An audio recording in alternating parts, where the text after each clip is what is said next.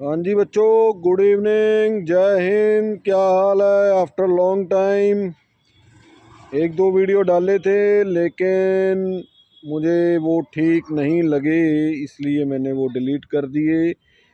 I don't want to give any miss information. कोई भी miss information मैं आपको पास ऑन नहीं करना चाहता था जिसके बारे में मुझको खुद क्लियर ना हो या मुझे लगे कि वो गलत है, इसलिए मैंने वो वीडियो डिलीट कर दिए थे। तो बच्चों, सिर्फ अब इस वीडियो बनाने का मकसद ये है कि आप कूल एंड काम रहें, रिलैक्स रहें।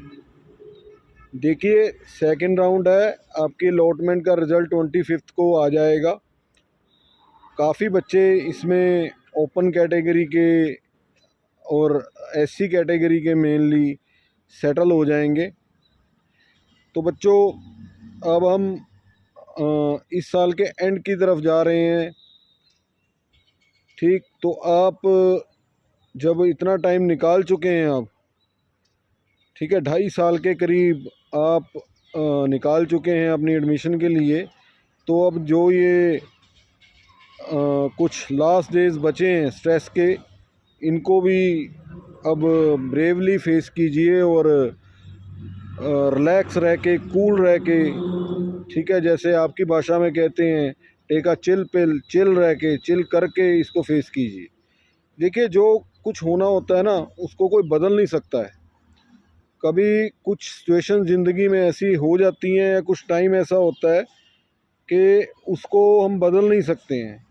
जिनको एडमिशन मिलेगी या जिनको सीट अलॉट होगी, वो तो भाई ठीक है, वो तो खुश होंगे ही होंगे, लेकिन जिनको नहीं भी मिलेगी ना, उनको भी रिलैक्स रहना चाहिए।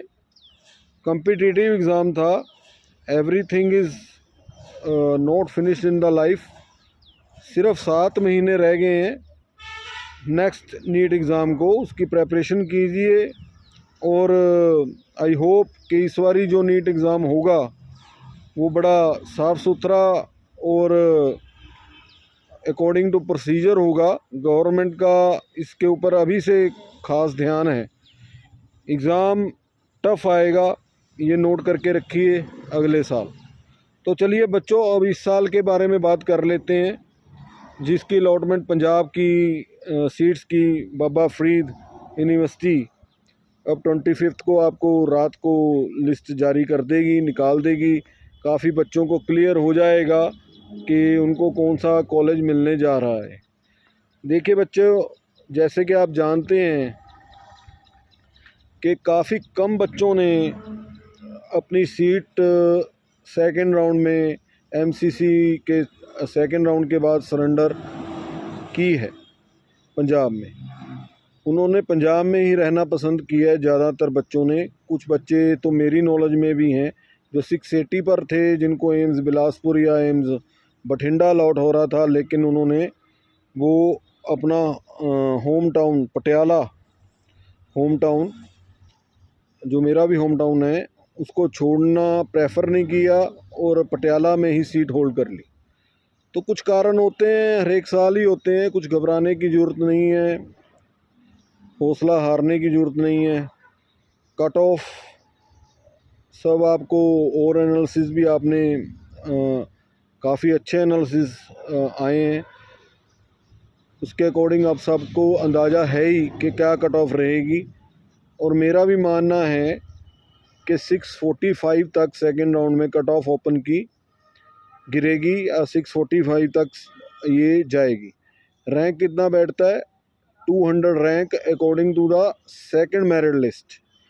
एससी की कट ऑफ जो जाएगी बच्चों, वो मेरा मानना है कि 509 508 तक चली जाएगी। मार्क्स की बात कर रहा हूँ, क्योंकि एससी में सीट्स हैं और कुछ और भी एक दो सीट्स इधर उधर होने की संभावना है। ईडब्ल्यूएस भैया टाइट है। ईडब्ल्यूएस और बीसी कैटेगरी ये दोनों टाइट हैं इस राउंड में। बीसी में तो एक दो नंबर ऊपर हो सकते हैं, लेकिन ईडब्ल्यूएस का जो एनालिसिस बाद में वास्ट एनालिसिस किया गया, उसमें बहुत कम चांस है। लेकिन इसके साथ मैं ये भी कहना चाहता हूँ कि ईडब्ल्यूएस पिछले साल भी थर्ड राउंड में नीचे गया था और इस साल भी अगर सीट्स NRI सीट्स आ गई तो EWS ऑटोमेटिकली थर्ड राउंड में नीचे चला जाएगा। So everything is not gone for EWS और other categories. Keep your eye on the counselling, ठीक है, keep your eye on the seat matrix. कभी भी चांस लग सकता है, हौसला और हिम्मत हारने का कोई कारण हमारे पास नहीं है। देखिए बच्चों, एक NRI केस ये बहुत बड़ा इशू रहा है इस साल और बड़ा ही बेकार इसमें गवर्नमेंट का स्टैंड रहा है, बड़ा ही बेकार बिहेवियर रहा है कि पहले आपने गेम के रूल सेट कर दिए, नोटिफिकेशन निकाल दी, प्रोस्पेक्टस जारी कर दिया और उसके बाद आपने ये NRI के रिगार्डिंग इतनी कन्फ्यूज़न क्रिएट कर दी। और अब जो हाई कोर्ट का डिसीजन आया था उसमें क्लियर कट ये मेंशन कर दिया गया था कि अकॉर्डिंग टू प्रोस्पेक्टस एडमिशन होगी।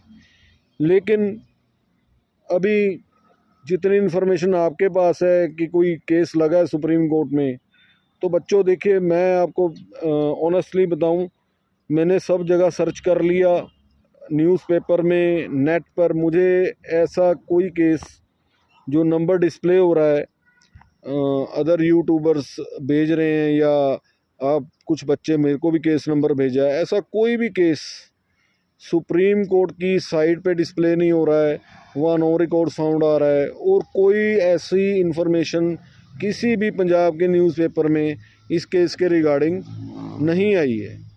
देखिए, सोचने की बात है कि ये केस किस रिगार्डिंग किया गया होगा, हाई कोर्ट के डिसीजन के रिगार्डिंग किया गया होगा या जो मोहाली में 13 सीट्स ओपन में कन्वर्ट हो गई हैं उसके रिगार्डिंग किया गया होगा, या जो NRI बच्चों से स्पॉन्सरशिप उनके लिए जो रिलैक्सेशन दी गई थी और बाद में उनको एक एफिडेविट ज़रूरी कर दिया गया था, उसके रिगार्डिंग किया गया है।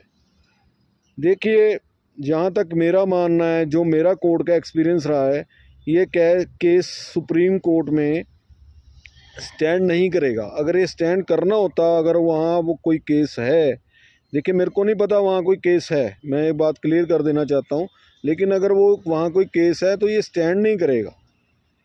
क्यों स्टैंड नहीं करेगा? क्योंकि हाई कोर्ट ने बड़ी स्ट्रॉन्ग ऑब्जर्वेशन ली है इस पर और जो भी चलता है कानून के हिसाब से ही चलता है, इसलिए ये केस कहीं स्टैंड नहीं करेगा। You can never change the rule of game after game begins. So इस बारे में मेरा मानना ये है कि ये अगर सुप्रीम कोर्ट में ऐसा कोई केस है तो यह हमारे ही फेवर में आएगा।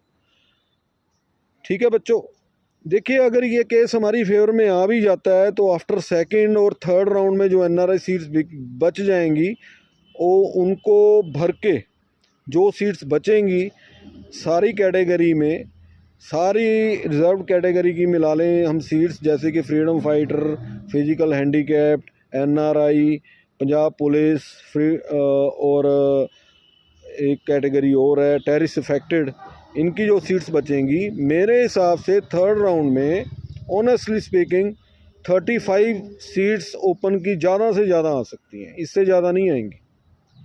क्योंकि अभी सेकंड राउंड में भी कुछ बच्चों को NRI सीट्स अलॉट होंगी और थर्ड राउंड में भी कुछ सीट्स अलॉट होंगी और ये ज़्यादातर जो सीट्स आएंगी आपकी NRI सीट्स या फरीदकोट में आएंगी। ठीक है बच्चों, अभी आपको सीट मैट्रिक्स में फरीदकोट में सीट्स नहीं दिख रही हैं, लेकिन अब जो एडमिशन्स होंगी अपग्रेड में सेकंड राउंड के बाद और थर्ड राउंड के बाद, ये ज़्यादातर अमृतसर और फरीदकोट में होंगी। तो जो बच्चे अब मार्जिन पे हैं वो अपना माइंड बना लें थर्ड राउंड की चॉइस फिलिंग के लिए भी और सेकंड राउंड के लिए भी, क्योंकि उनको अब सीट अमृतसर या फरीदकोट में मिलने जा रही है। ठीक है बच्चों, और सेमी की कट ऑफ, सेमी के बारे में बहुत क्वेश्चंस आते हैं। देखिए मेरे को अभी भी यकीन है कि सेमी की कट ऑफ ना अनएक्सपेक्टेडली हाई गई है, इतनी जानी नहीं चाहिए थी। ठीक है, क्योंकि इसमें कुछ मनी का भी मैटर आ जाता है। कुछ लोग फर्स्ट राउंड में सीट भर देते हैं कि चलो जी सेकंड फ्री एग्ज़िट ही है, एग्ज़िट कर लेंगे, ठीक है, एक बार लिस्ट में नाम तो आए, कुछ बच्चों की सोच ये होती है, ठीक है, लेकिन सेकंड राउंड में काफ़ी बच्चे इसमें से विड्रॉ कर जाते हैं, ठीक है, और थर्ड राउंड में और कर जाते हैं, जिनको जीएमसी वगैरह मिल जाता है या वो इतनी फ़ीस नहीं अफोर्ड कर सकते। लेकिन फिर भी मैं मानूंगा कि सेकंड राउंड में जिन्होंने प्राइवेट एंड गवर्नमेंट कॉलेज भरा है वो सीरियस कैंडिडेट्स हैं, क्योंकि 2 लाख सिक्योरिटी है, वो सिक्योरिटी फॉरफिट हो जाएगी, इसलिए वो नॉन सीरियस तो होंगे नहीं। लेकिन फिर भी मेरा मानना है कि थर्ड राउंड तक ज्ञान सागर में अगर हम कंजर्वेटिव व्यू भी ले लें तो ज्ञान सागर में 615 और पिम्स में 630 तक कट ऑफ ओपन की जानी चाहिए सेमी गवर्नमेंट सीट्स की। तो बस यही था, ठीक है बच्चों, अपना हौसला बनाए रखिए। गुड इवनिंग, जय हिंद। फिर मिलेंगे सेकंड राउंड की अलॉटमेंट के बाद। Thank you.